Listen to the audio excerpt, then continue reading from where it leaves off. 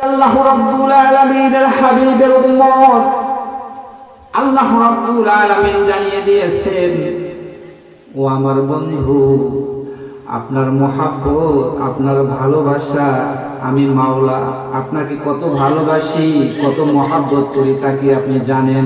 আল্লাহু আকবার। কত ভালোবাসি, কত মহব্বত করি এটা কি আপনি জানেন?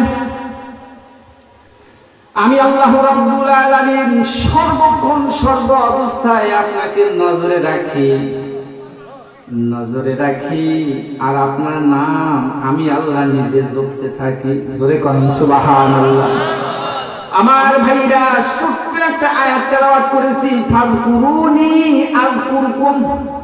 আল্লাহ রাব্বুল আলামিন ঘোষণা করেন, বান্দারে আমি আল্লাহর স্মরণ কর, আমি আল্লাহর স্মরণ কর, আমি আল্লাহর জিকির কর। আমি আল্লাহর জিকির করলে, আমি মাওলার তোরা যদি জিকির করিস, আমি মাওলা তোদের জিকির করব। সুবহানাল্লাহ। অর্থ হলো এই, আল্লাহর হুকুম যখন আমি পালন করব, আল্লাহ পাক ঘোষণা দেন, দুনিয়া এবং আখিরাতে তোমাদের যত সমস্যা সব সমাধান দেব আমি মাওলা। সব সমস্যার সমাধান কে দিতে পারে? জোরে কান কে? আল্লাহর নাম আসতে না জোরে? আল্লাহর নাম জোরে হবে, তার কারণ আওয়ামী লীগ হন, বিএনপি হন, জাতীয় পার্টি হন, যে কেউ পার্টি হন না কেন, আমরা মুসলমান, আর মুসলমানের আওয়াজ আল্লাহর নাম আসতে হবে না, আল্লাহর নাম হবে জোরে। কথা কয় না?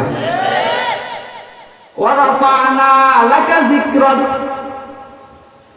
আল্লাহ রাব্বুল আলামিন কালামুল্লাহর ভিতরে ঘোষণা দিয়েছেন, দুনিয়ার বুকে আমি মাওলার নাম সবচাইতে বেশি হবে। সুবহানাল্লাহ বলে। আমার ভাইরা, বিপদ সামনে আসতেছে, বিপদ মহামারী সামনে আসতেছে।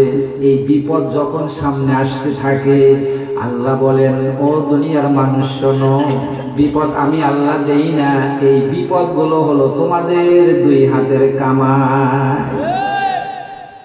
আমাদের দুই হাতের কামাই। এজন্য আল্লাহর তরফ থেকে বহুমুখী বিপদ আসে, বালা মুসিবত আসে।